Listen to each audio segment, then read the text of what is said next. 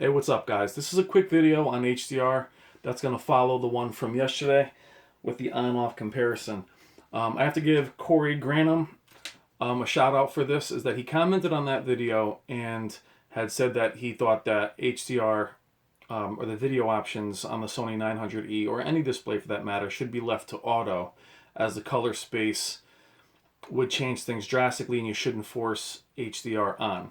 So that's something I actually failed to mention in the last video, and I want to thank Corey for taking the time to comment on that.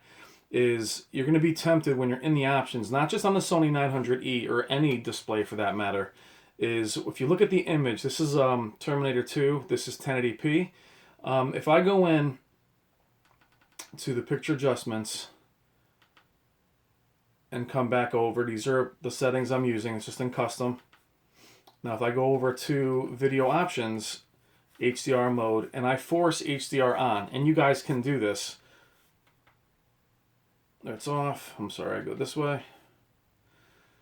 Now initially, for some of you, that might actually look better. It's more saturated. It's got more punch.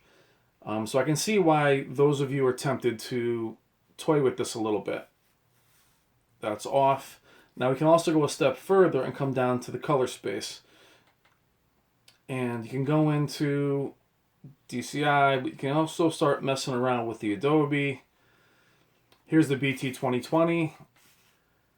And some of these at first look a lot better, or they look more saturated. So we're going to go back up to the HDR, and this is forcing it on.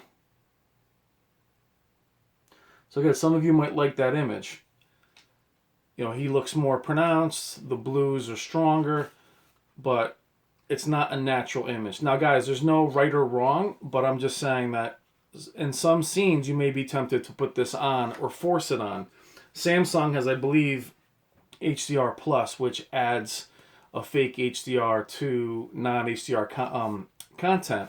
So just be careful. In one scene you might like this a lot and then go back and, you know, say to yourself, oh, wait a second, my picture is having an issue. So we come back down.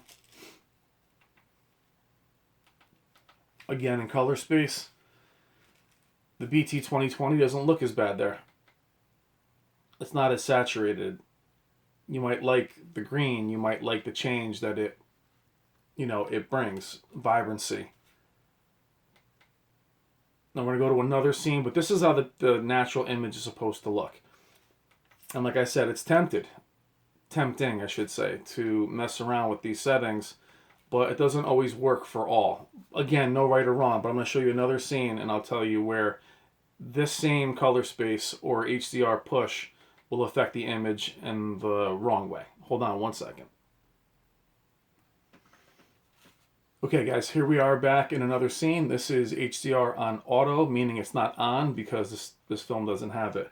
Now I want you to look at the toolbox and look at his hair and look back at the mother by the Camaro or whatever car that is. Check out her hair too. And if I kept those settings as they were and left the HDR on, or at least try to force it, this is what would happen. See how his hair is just a natural orange, and you see all of the haloing around the toolbox. The toolbox is now not red, it's orange. And that's a more natural image. We do the same with the color space. That's on auto. We want to put on the BT, the BT 2020. Now you see on some stuff that might look pretty good, but when you move over to another scene, it does alter it quite a bit.